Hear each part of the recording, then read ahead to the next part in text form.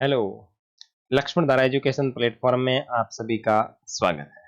मैं हूं लक्ष्मण चौधरी और आप देख रहे हैं लक्ष्मण धारा एजुकेशन प्लेटफॉर्म। तो अपन बातचीत कर रहे थे ना आपके अध्याय की, है ना। वो बारिश आने की वजह से मैंने आपकी क्लास बीच में ही रोक ली थी। तो 8th क्लास के अंदर अपन बात कर रहे थे। ओके, सॉरी, वो मैंने पहले ओपन नहीं कर रखा था। कोई दिक्कत नहीं, अभी कर लेते हैं। कहाँ तक की थी अपन ने?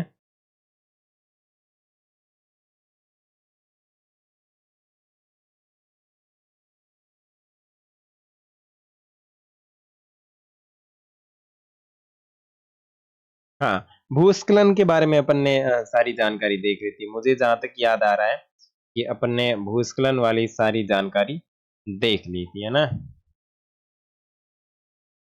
ओके। हाँ, तो मैं भूस्खलन से वापस स्टार्ट कर लेता हूँ कि भाई ये भूस्खलन होता क्या है। देखो, भूस्खलन का मतलब होता है कि पहाड़ वाला जो भी इलाका होता है उसके ऊपर से कोई जमीन, उसके ऊपर की जो भी पार्ट होते हैं, चाहे उसके पत्थर हो, चाहे कोई भी चीजें हो, वो अगर घिस करके नीचे जमीन के अंदर आके गिर जाती है, यानी तीव्र ढाल के सहारे वो गिरने लगती है उसके गिरिपाद में, वो होता है भूस्खलन। अब ये किस किस तरीके से होता है? तो एक तो आपका ये भूकंप से हो जाएगा, दूसरा बाढ़ से हो जाएगा, तीसरा ज्वालामुखी से हो जाएगा, और अगर लंबे समय से अगर बारिश हो रही है तो उसके कारण भी ये हो सकता है। ठीक है। ये चीज अपन ने देखी थी बिल्कुल। और उसके बाद में अपन ने ये चीजें देखी थी कि उसके रोकने की विधियां क्या है। तो भाई पहली ये चीज है कि भूस्खलन प्रभावित क्षेत्र का मानचित्र बनाकर इसमें प्रभावित होने वाले स्थानों को इंगित करना है और उसको आवास बनाने के लिए छोड़ा जा सकता है। यानी भाई ऐसा लगता है कि ये एरिया भूस्खलन वाले क्षेत्र में आता है, तो वहां पे अपने को आवास निर्माण नहीं करना चाहिए, क्योंकि आने वाले टाइम में अगर खुदा ना खास्ता ऐसी स्थिति होती है तो वहां पे आर्थिक नुकसान के साथ साथ जान माल का नुकसान भी हो सकता है। उसके बाद में भूमि को खिसकने से बचाने के लिए प्रतिधारी दीवार का निर्माण करना चाहिए। बिल्कुल। जैसे मान लो यहाँ पे ये पहाड़ बने हुए हैं और यहाँ से रोड गुजर रही है, तो यहाँ जो दीवार है वो मजबूत बना देनी चाहिए कि ये यहाँ के कंकड़ पत्थर आके इस दीवार के सहारे पर रुक जाए, इसको पार करके यहाँ इस इलाके में नहीं आए या फिर सड़क के ऊपर नहीं आए। तो प्रतिधारी दीवार बना देनी चाहिए। भूस्खलन को रोकने का सबसे प्रभावी तरीका है वनस्पति आवरण। बिल्कुल, वनस्पति आवरण यानी वनस्पति के अंदर वृद्धि करने से भी पेड़ पौधे बढ़ेंगे, तो अपने आप ऑटोमेटिकली वो चीजें रुक जाएगी। ठीक है। सतही अफवाह झरना प्रभावों के साथ साथ भूस्खलन की गतिशीलता को नियंत्रित करने के लिए पृष्ठीय अफवाह नियंत्रण का उपाय क्रियान्वित भी किया जाना चाहिए। बिल्कुल, ये इस तरीके का झरना वगैरह लगा करके या फिर अफवाह क्षेत्र बना देना चाहिए वहां से, ताकि ये बिल्कुल कंट्रोल हो सकता है। ठीक है। आगे बातचीत करेंगे मृदा की। ठीक है ना। इसके अंदर आपका दूसरा इंपॉर्टेंट जो टॉपिक है या दूसरा इंपॉर्टेंट जो नोट्स के संदर्भ में मुझे लगा, मैंने इसको ऐड किया मृदा को।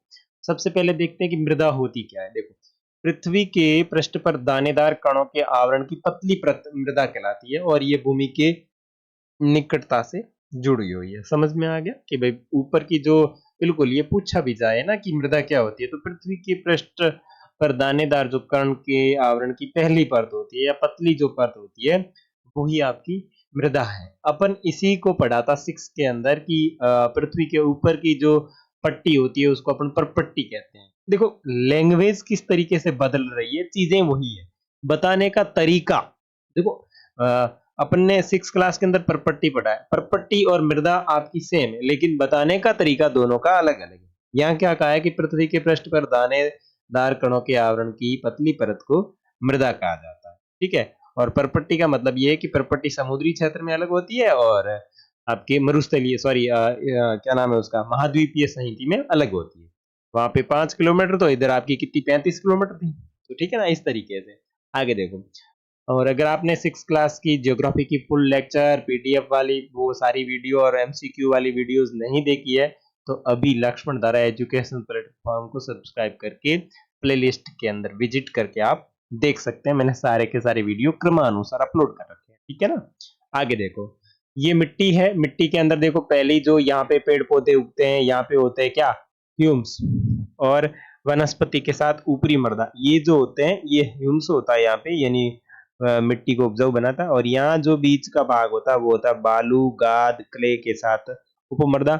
उसके बाद में तीसरा जो पार्ट होता है यहाँ पे होती है अपक्षयित चट्टानी पदार्थ, चट्टानी पदार्थ होते हैं वो, ठीक है। उसके बाद में जनक चट्टाने होती है, ठीक है ना, यहाँ पे जनक चट्टाने होती है। उसके बाद में बात करें अपक्षय की, तो देखो तापमान परिवर्तन, तुषार क्रिया, पौधे और प्राणियों और मनुष्य की क्रियाकलापों द्वारा अनावृत शैल का टूटना क्षय कहलाता है, ठीक है ना। तापमान परिवर्तन, तुषार क्रिया, पौधे, प्राणियों और मनुष्य के क्रियाकलाप द्वारा अनावृत शैल का अगर टूट जाता है या टूटना क्या कहलाता है, अपक्षय कहलाता है, ठीक है। केवल 1 सेंटीमीटर मृदा को बनने में सैकड़ों वर्ष लग जाते हैं। देखो ध्यान देखो, 1 सेंटीमीटर मृदा होती है, उसको बनने के अंदर कम से कम सैकड़ों वर्ष लग जाते हैं, ठीक है। अब बात करें मृदा के निर्माण को प्रभावित करने वाले कारकों की, तो देखो मृदा के निर्माण को प्रभावित करने वाले कारक का चार्ट आपके सामने दिया गया है। तो सबसे पहले अपन इधर बात करें तो जलवायु, तापमान, वर्षा, अपक्षय और ह्यूम्स निर्माण की दर को प्रभावित करते हैं। अब मिट्टी की दर को प्रभावित करने वाले कारक कौन है, जलवायु, तापमान, वर्षा, अपक्षय और ह्यूम्स, ये निर्माण की दर को प्रभावित करते हैं। उसके बाद में समय, मृदा परिच्छेदिका की मोटाई को निश्चित करने में करते हैं। देखो मृदा का क्या समय और मृदा परिच्छेदिका और मोटाई को निश्चित करने में कार्य करता है। परत कितनी मोटी होगी वो उसका समय निर्धारित बताता है, ठीक है। वनस्पति, प्राणी जात और सूक्ष्म जीव ह्यूम्स निर्माण की दर को प्रभावित करते हैं। अब देखो वनस्पति, प्राणी जात और सूक्ष्म जीव है वो किसको प्रभावित करते हैं, ह्यूम्स को प्रभावित करते हैं। और समय और मृदा परिच्छेदिका किसको प्रभावित करते हैं, मोटाई को प्रभावित करते हैं। और जलवायु, तापमान, वृक्षा, अपक्षय और ह्यूम्स निर्माण है वो उसकी दर को प्रभावित करते हैं। और ह्यूम्स किससे बनता है, वनस्पति, प्राणी जात और सूक्ष्म जीवों से बनता है। उच्चावच और तुंगता और ढाल मृदा के संचय को निर्धारित करते हैं। उसके बाद में जनक शैल, रंग, गठन, रासायनिक गुणधर्म, खनिज, मात्रा, पारगम्यता को निर्धारित करते हैं। तो ये इतने सारे कारक है जो आपकी मृदा के निर्माण को प्रभावित करते हैं, ठीक है। मृदा का निम्नीकरण और संरक्षण के उपाय, मृदा के निम्नीकरण और संरक्षण के उपाय, मृदा अपरदन और क्षीणता मृदा संसाधन के दो मुख्य खतरे हैं। मानवीय और प्राकृतिक दोनों ही कारकों से मृदाओं का निम्नीकरण हो सकता है। मृदा अपरदन, देखो मृदा का निम्नीकरण और संरक्षण किस तरीके से किया जा सकता है, मृदा अपरदन और क्षीणता मृदा संसाधन के लिए दो मुख्य खतरे कौन कौन से हैं, एक तो आपका मृदा अपरदन और दूसरा है क्षीणता। ये दोनों मृदा संसाधन के लिए बहुत ही मुख्य खतरे माने जाते हैं। मानवीय और प्राकृतिक दोनों ही कारकों से मृदा का निम्नीकरण हो रहा है। निम्नीकरण का मतलब ये होता है कि मृदा का ह्रास हो रहा है, मृदा के उपजाऊपन में कमी आ रही है, ठीक ना। मृदा के निम्नीकरण में सहायक कारण कौन है, अब देखो मृदा के निम्नीकरण के अंदर सहायक कारक कौन है, तो सबसे पहला वनोन्मूलन, उसके बाद में अतिचरण और तीसरा रासायनिक उर्वरक, कीटनाशक का अत्यधिक उपयोग और वर्षा दोहन के साथ साथ भूस्खलन तथा बाढ़ जो है वो आपकी मृदा को निम्नीकरण करने के प्रमुख कारक है। उसके बाद में मृदा संरक्षण की विधियां कौन सी है, यानी कौन कौन की विधियों से माध्यम से अपन मृदा का संरक्षण कर सकते हैं। तो सबसे पहले मल्च बनाना, ठीक है। पौधे के बीच अनावृत भूमि जैव पदार्थ जैसे प्रवाल से ढक दी जाती है, इससे मृदा की आर्द्रता रुकी रहती है। तो पहला आपका कारक जो है या पहली जो विधि है वो है मल्च बनाना। दूसरी है वेदिका फॉर्म, चौड़े समतल चौपान अथवा वेदिका तीव्र ढालों पर बनाए जाते हैं ताकि सपाट सतह फसल उगाने के लिए उपलब्ध हो जाए और इनसे पृष्ठीय प्रवाह और पर मृदा अपरदन है वो कम हो जाए। देखो ये इस तरीके से पहाड़ बने होते हैं, तो इनके ऊपर क्या होता है, इस तरीके से कृषि की जाती है, आड़ी कृषि कहा जाती है, यानी आड़ी कृषि की जाती है जमीन को समतल करके, ठीक है। तो इसको बोलते हैं वेदिका कृषि।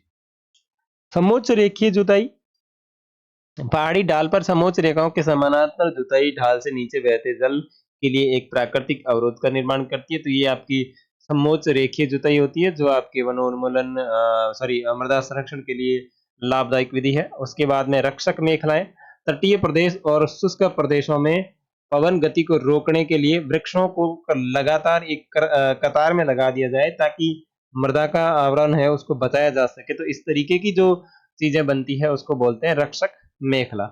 उसके बाद में बात करें समोच्च रोधिकाएं क्या होती है, तो समोच्च रेखाओं पर रोधिकाएं बनाने के लिए पत्थरों, घास, मृदा का उपयोग किया जाता है। रोधिकाओं के सामने जल एकत्र करने के लिए खैया बना दी जाती है। ठीक है। चट्टान बांध ये जल के प्रवाह को कम करने के लिए बनाए जाते हैं। यहाँ नालियों की रक्षा करते और मृदा की क्षति को रोकते हैं। ठीक है, तो चट्टान या बांध बनाकर भी अपन मृदा को संरक्षित कर सकते हैं। उसके बाद में बीज की फसल उगाना, वृक्षारोहण से मृदा को सुरक्षित रखने के लिए अलग अलग समय में भिन्न भिन्न फसलें एकांतर में कतारों में उगाई जाती है, तो इससे भी अपने मृदा का संरक्षण होता है। आगे का जो टॉपिक है वो अपना जल है, तो देख लो। जल एक महत्वपूर्ण नवीनीकरण प्राकृतिक संसाधन है। ध्यान रखना, जल नवीकरणीय प्राकृतिक संसाधन है। नवीकरणीय का मतलब है जिसको आप वापस प्राप्त कर सकते हो या न्यू बनाया जा सकता है। भूपृष्ठ का 3/4 भाग जल से ढका हुआ है, इसलिए इसे जल ग्रह कहते हैं। यहाँ पर पृथ्वी को नीला ग्रह कहा जाता है। आपने सुना होगा नीला ग्रह कहा जाता है। ये राइटिंग बना रहे छोरा, कहा जाता है। हाथ भी आजकल बहुत आलसी हो गया। ठीक है। लगभग 3.5 अरब वर्ष पहले जीवन आदि महासागरों में ही प्रारंभ हुआ था। यद्यपि आज भी महासागर पृथ्वी की सतह के 2/3 भाग पर ढके हुए। तो ध्यान रखना, जल एक प्रकार का महत्वपूर्ण नवीकरणीय प्राकृतिक संसाधन है और ये पृथ्वी के 3/4 भाग पर है। इसीलिए पृथ्वी को नीला ग्रह या फिर जल ग्रह कहा जा सकता है। ठीक है। और आज से 3.5 अरब वर्ष पहले महासागरों से ही हमारे जीवन की उत्पत्ति हुई थी और वर्तमान में अभी 2/3 भाग पर आपका जल महासागरों वाला फैला हुआ है। महासागरों का जल जो होता है लवणीय होता है और मानव उपयोग के लिए उपयुक्त नहीं है। लवणीय का मतलब होता है भाई साहब खारा होता है, खारो जहरो है। ठीक है। और एक टपकता नल, इधर देख लो भाई, एक टपकता नल एक वर्ष में 12,000 सॉरी 12,000 नहीं 1200 लीटर जल व्यर्थ करता है। देख लो भाई, एक ऐसे बूंद बूंद वो जल टपकता है ना, टपुक टपुक टपुक टपुक। ठीक है ना, एक टपकता जल एक वर्ष में लगभग आपकी बात करें तो कितना क्या कर सकता है, कितना क्या कर सकता है, वो कर सकता है कि एक साल के अंदर आपका 1200 लीटर जल को व्यर्थ कर सकता है। तो ध्यान रखें, कहीं पे भी आपको ऐसे टपकता हुआ नल दिखे तो उसको बंद जरूर करें। समझ में आई? और घर पे तो बिल्कुल भी ऐसा नहीं करना है, क्योंकि अपन जो चीजें पढ़ रहे हैं तो उसको लाइफ में वापस अपनाना भी बहुत जरूरी होता है। ठीक है ना। लवण जल, आगे बात करें। लवण जल केवल 2.7% ही है। लवण जल कितना 2.7% है। इसका लगभग 70% भाग बर्फ की चादरों और हिमानियों के रूप में अंटार्कटिका। अब ये जो टोटल जल है इसमें से अपने पीने योग्य जल जो है वो 2.7% है। कितना है? 2.7% है। और इसका 70%, अब 2.7% का भी 70% जो भाग है वो बर्फ की चादरों में पड़ा है, हिमालय के रूप में, हिमानियों के रूप में, यानी जो बर्फ में पानी होता है उसको हिमानी बोलते हैं। और ये कहाँ कहाँ है? तो अंटार्कटिका, ग्रीनलैंड और पर्वतीय प्रदेशों में जमा हुआ पड़ा है 70%। तो ठीक है। उसके बाद में अपनी स्थिति के कारण ये मनुष्य की पहुंच से बाहर है। अब अपनी इतनी पहुंच है कोनी बट जान बिन पानी में ला सको। ठीक है। अपनी इतनी मेहनत है कोनी ना पे इतनी वे मेहनत कि भाई बर्फ हिमालय में पड़े हो पौनी गणी जो मुड़ जाओ तंबेड़ो भर लियो, बात तो है कोनी। ठीक है। केवल 1% लवण जल उपलब्ध है। अब कितना प्रतिशत? 1%। केवल 1% लवण जल यानी बिना लूण वाला, बिना खारा जल उपलब्ध है। वह मानव के उपभोग के लिए उपलब्ध है। अब इसमें भी देखो ये कहाँ है? 1% में भी भूम जल यानी भूमि के अंदर पड़ा है। ठीक है। नदियों और झीलों में पड़ा है। ठीक है। और उसके बाद में वायुमंडल में जलवाष्प में पड़ा है। तो वो तो अभी मजा करो ले ही नहीं सको। अपन ले सकते हैं भूम जल को, अपन ले सकते हैं नदियों वाले जल को, अपन ले सकते हैं झीलों वाले जल को। पीछे रहा वायुमंडल वाला, तो ये जिस दिन इंद्र राजा की जरूरत पड़ी या इंद्र राजा को लगा कि मेरे को पानी देना है, उनका मूड बन गया, तभी देंगे अपने को, वरना मजा करो अपने इसको ले ही नहीं सकते। सोच लो कितना इंपॉर्टेंट है पानी। ठीक है। आगे देखो रेशम। रेशम जो है रेशम कीटों से प्राप्त किया जाता है और जो शहतूत के पेड़ों पर पाले जाते हैं। प्राकृतिक वनस्पति और वन्य जीवन केवल स्थल मंडल, जल मंडल और वायुमंडल के बीच जुड़े एक संकरित क्षेत्र को ही मतलब पाए जाते हैं, जिसे हम जैव मंडल कहते हैं। तो ध्यान रखना, जैव मंडल किसे कहा जाता है? स्थल मंडल, जल मंडल और वायुमंडल के बीच का जो आपको मिलेगा क्या संबंध, यानी जुड़े हुए मतलब इन ये तीनों है ना, स्थल मंडल, जल मंडल और वायुमंडल, तीनों आपस में जुड़े हुए होते हैं। इनके बीच का जो संबंध होते हैं उनको बोला जाता है जैव मंडल। और सभी जीवित जातियां जीवित रहने के लिए एक दूसरे पर परस्पर निर्भर रहती है या फिर परस्पर संबंधित और निर्भर रहती है, और इस जीवन आधारित तंत्र को पारितंत्र कहा जाता है। ध्यान रखना, जैव मंडल और पारितंत्र दोनों में किस तरीके का डिफरेंट है।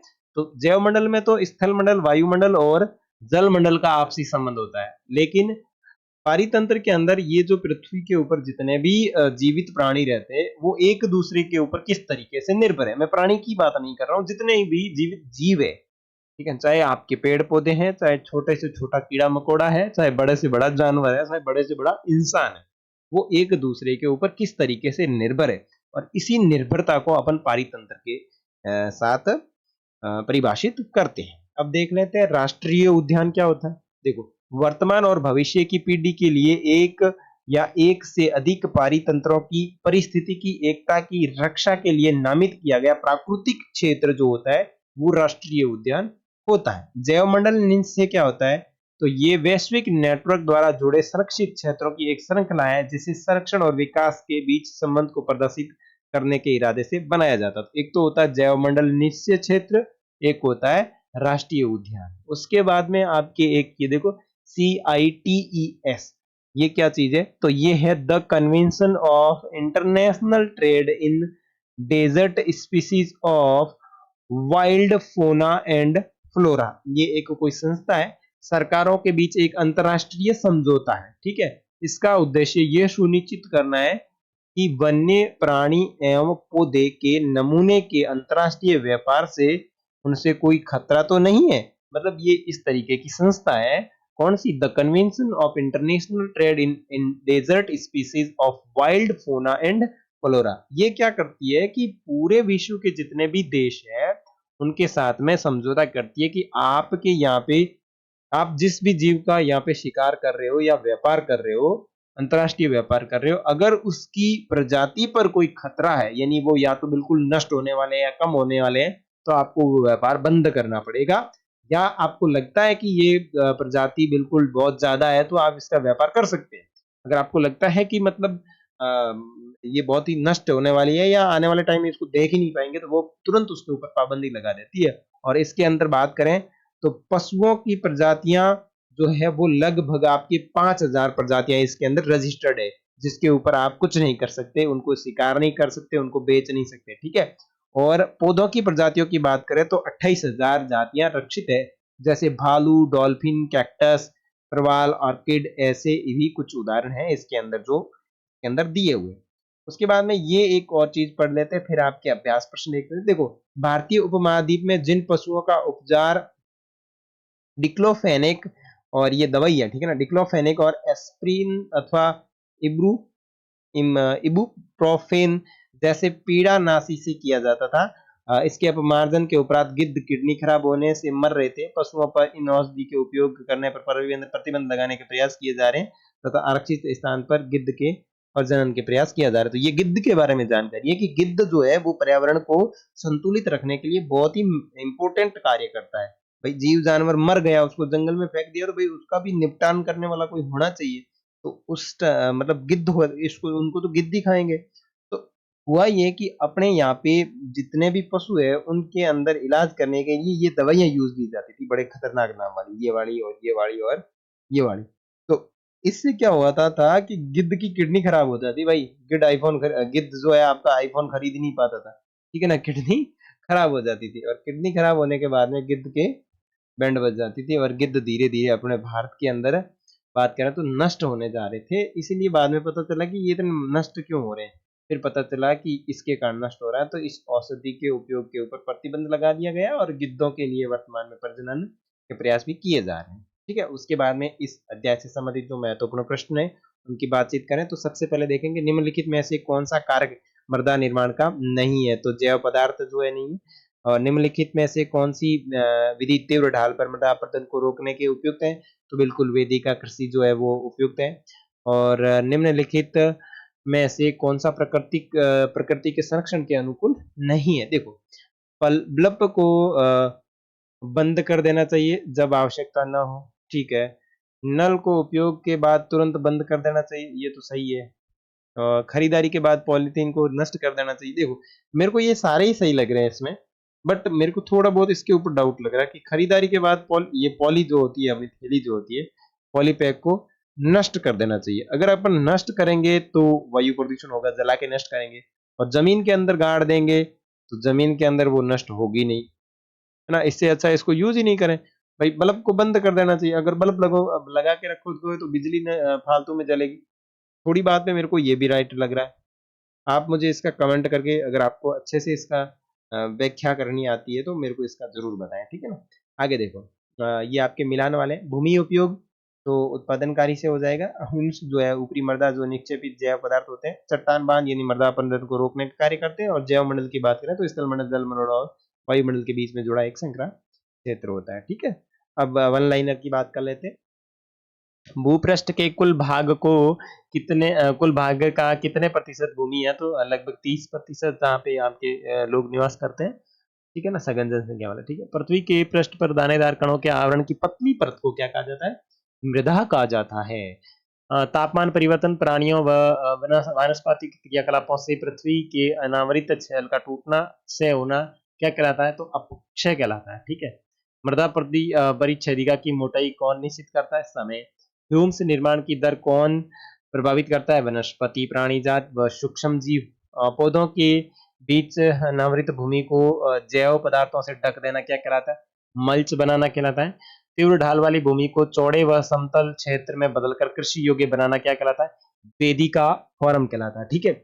नेक्स्ट बात करें, तटीय प्रदेश व शुष्क प्रदेशों में पवन गति को रोकने के लिए लगाई गई वृक्षों की कतार क्या कहलाती है? रक्षक मेखला कहलाती है।